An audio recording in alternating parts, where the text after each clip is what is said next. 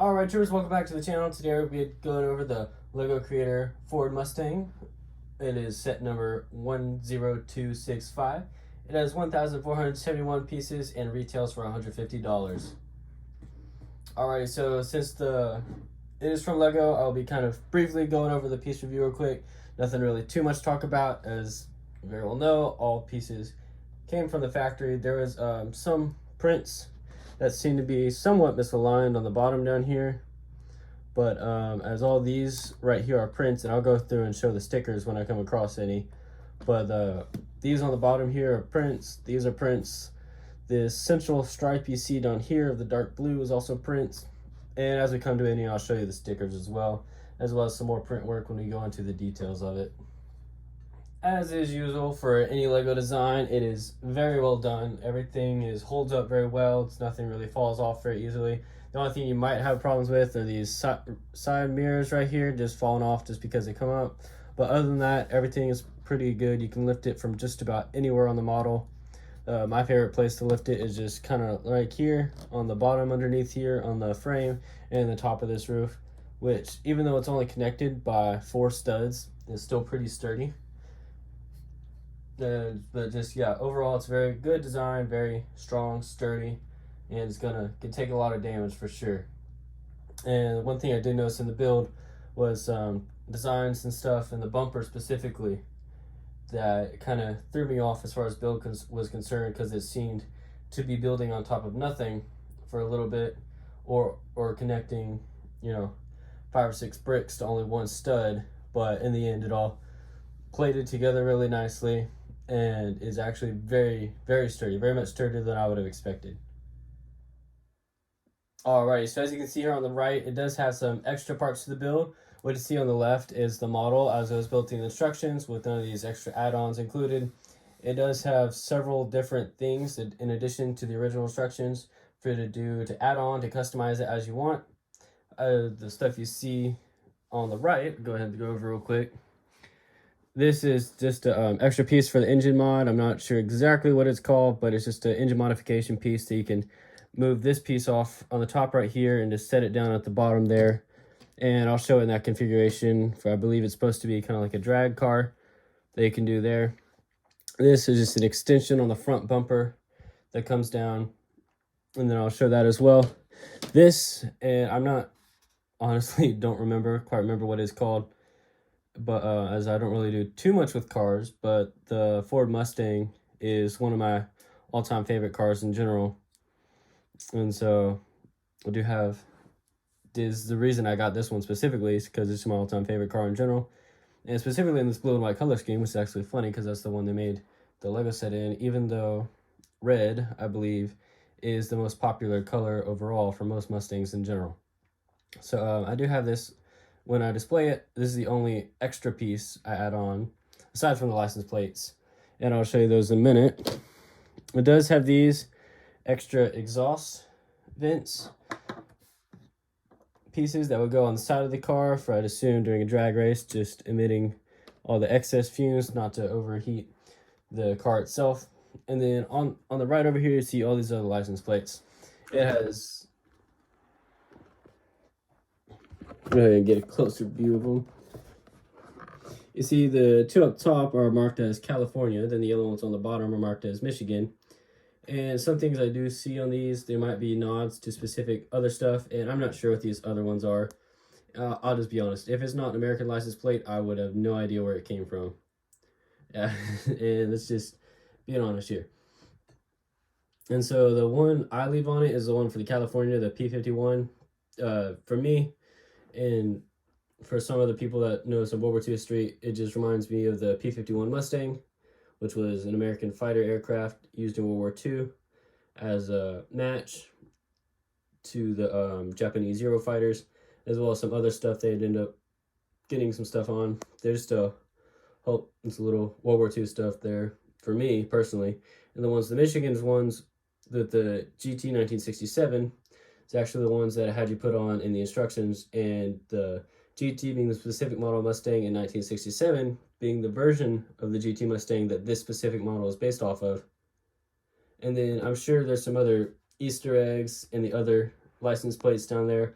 I'm not sure what they are, so I can't really comment on them too much. But yeah, I'll go ahead and show you what it looks like with all the extra drag equipment added on, and I'll be right back. Alright, so went ahead and added on the extra stuff to make it the drag variant, and as you can see, these pieces on the top right are the ones that I had to take off to just put this motor in, specifically the bumper piece, and then that back piece you didn't really need to take off, as well for the side vents. But this piece here, to add this on to the model, you did have to take this off, which is that air intake you saw up here, and then this blue circular piece, which was originally intended as part of the engine, but it's almost treated like an engine cover whenever this part of it is not installed. But in this design, and I'll go ahead and move it around, you actually raise the back wheels a little bit, which you can do by accessing a little wheel at the bottom in here. You see it just a little bit as I'm turning it, and then that just raises and lowers the back. And I'll actually go ahead and show y'all, so you can see going down at the moment, and then in a minute it'll start going back up. There you go. It takes a little bit longer to go up, but yeah, so that's pretty cool there. Moving on now to the interior of the model. Go ahead and open this top up, and you see there, those are the 4 studs I was talking about holding this in place. And you can see there that it has 4 seats with the driver, passenger, and the rear 2 seats. It also has the engine design, which I showed a little bit earlier. I'll kind of open the hood real quick, show that. This is just what it looks like on the inside. And it's pretty nice detailing in there. Pretty fun build, personally, just getting that in. And then it also had the trunk of the car, which I'll show in a second. But some other stuff just to point out real quick in the middle is actually has the, go ahead and move this around real quick, the gear shift right here, just to move it from any position you want. It doesn't really do anything in the car itself, it just kind of looks cool. It also has, you see this little dashboard area with all these little monitors up here, as well as the steering wheel, which actually I'll show you real quick. It actually functions, so you turn it right, and then the wheels turn to go right, or left, the wheels go left. And it's pretty neat, actually. Something that you'll definitely see and understand through the build design. And that's pretty much gonna wrap it up for most of the interior. But something else I found cool was that these seats can lean forward, which, if you have a large family like I do, seats that lean forward to allow the passengers in the back to get out are very nice. It's kind of funny little detail I saw in there. Last thing I want to kind of show you real quick as far as interior space was this rear trunk compartment, which actually has supposed to be a nitrous oxide engine tank back here, just to help you give a little boost in your performance racing or anything like that. It's kind of cool there. And then it just closes on down. And then moving on next, we're just going to do the play features, which we kind of already talked about a little bit with the steering wheel and the rear lift, and some other things I just want to point out, kind of cool, was these opening doors. They just move and open, and they have a pretty nice and pretty neat hinge system in there that you build, and it's pretty cool. And then just, you know, rolling wheels, obviously, so stuff like that. And just one more thing I really kind of want to point out, kind of funny, was on the roof of the car. It actually has a rear view mirror, so you can just kind of see whoever's coming up behind you or anything like that when you're in the vehicle itself. So that was pretty cool. And wrapping it up here, we're just gonna go flip through like an instruction manual, kind of show you some cool things that I saw throughout it. Mainly up at the front here, just typical stuff right here. And moving on to just some of the specific detailing like they do for a lot of the UCS stuff. And just history about the Mustang in general before you get into the specific logo modeling of it. And just talk about the history and stuff like that. It goes on and on and on for several pages.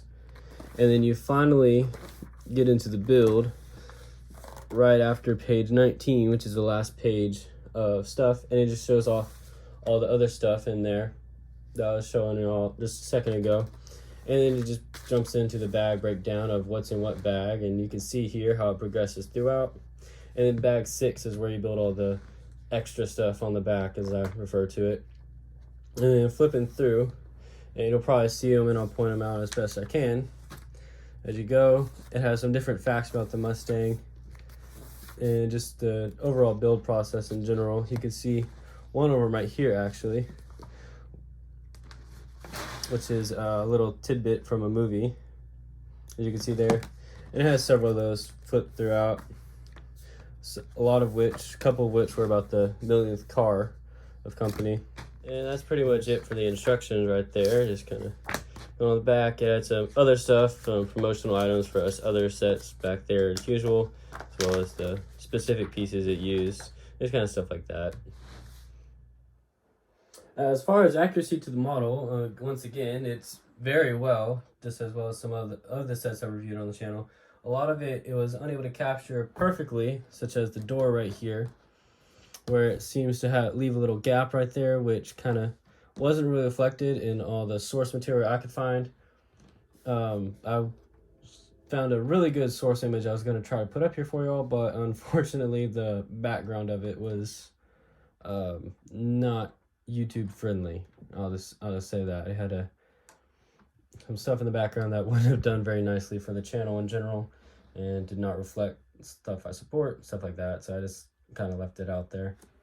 But yeah, it's very accurate. It is obviously a lot more squared off in a lot of spaces than the model was in universe, but it is still pretty accurate to overall. And then as far as minifig scale, as you probably assume, no, it's not minifig scale.